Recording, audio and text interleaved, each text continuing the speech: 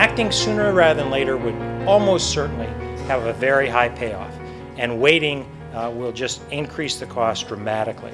We got to fix this. That is the essence of the problem. We're going to have to deal with what is necessary, not with what is possible. Things have moved compared to where they were, but not nearly enough. People have got to get scared. Without energy, there is no economy. Without climate, there is no environment. Without economy and environment, there's no material well-being, there's no civil society, there's no national or international security.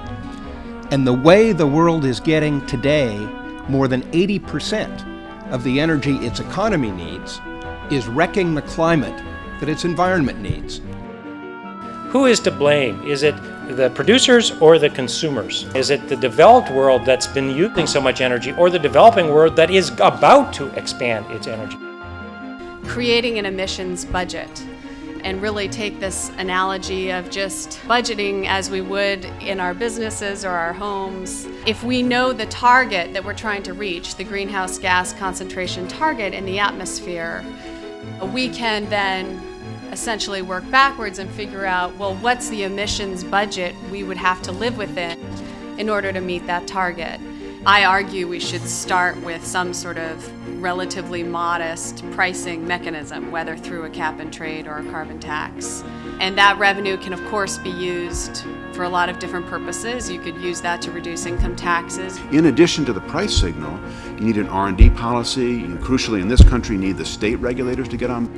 We know that CCS can be a cost-effective method of significantly reducing global greenhouse gas emissions. And I would assert that it's safer to put the CO2 underground than continue pumping it into the atmosphere. We cannot meet the targets set by the IEA and IPCC without CCS.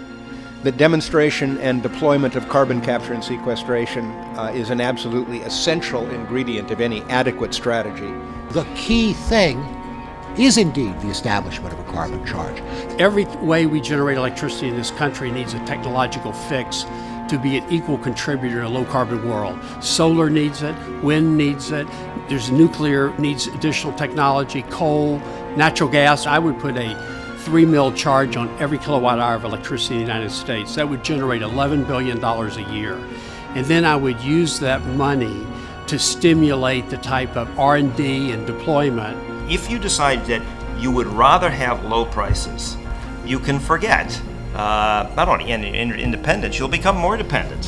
While everybody in this room understands this, I don't think that most people around the country, including, well-read and smart people, understand that oil prices at $150 a barrel help embolden Russia to invade Georgia, or Iran to misbehave, or Hugo Chavez to misbehave, or provides at least some support for Al-Qaeda. And I think the public does care about these things, and we need to make it clear that these things are not unrelated. Energy is always about scale, it's always about the time constants involved, and it's always about the intensity of the capital employed. And these factors play out time and time again.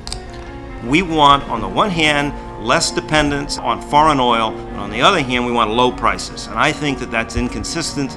Whether through a gradually increasing explicit carbon tax, which I unapologetically prefer, or through a stealth carbon tax in the form of a cap and trade system, I think we have a chance to begin to grow federal revenues that we're going to desperately need in the years ahead. At the same time, we deal with oil import issues and with climate change. There is no sense of urgency, apparently, about getting these things demonstrated and sequestration going.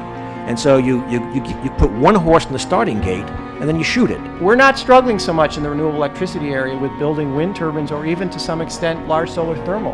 Our biggest challenge is getting transmission lines built. We're not going to move electricity from the Mojave to LA or from the Dakotas to Chicago if we don't build massive new transmission capacities.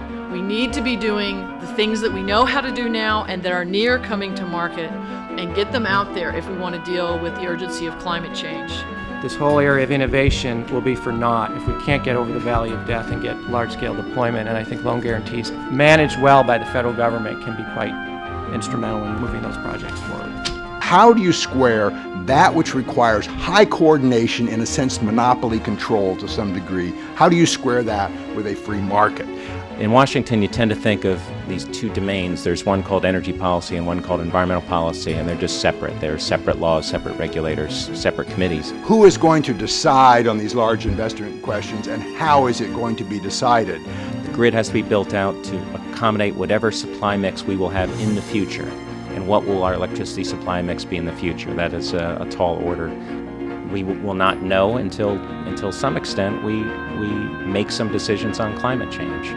Let's get to work on changing the incentives for a utility industry whose financial health is still tied mostly to increases in utility sales at the retail level, and whose earnings opportunities remain tied almost exclusively to asset ownership rather than the adroit integration of diverse asset portfolios. We are at a point where the leader is the critical element. It has to be a White House action. It has to be amongst the core tenets of the administration's. I would say the most dangerous thing that on the electricity side that is a barrier now is a lack of willingness to face the vulnerability of the grid. The real question, I think, is whether or not it's going to be one of the top 3 initiatives of the president. It's clear that the president has an agenda-setting function. We all know that. And the real issue, I think, if we're talking about leadership, is that climate change going to be on that, at the top of that agenda. The biggest barrier is the historic opposition of the automobile industry, for the last century anyway, to electricity. It turns out that there's almost always one or several very, very significant leaders who take on the challenge and decide and convince people that it's worth following. We got to fix this. That is the essence of the problem.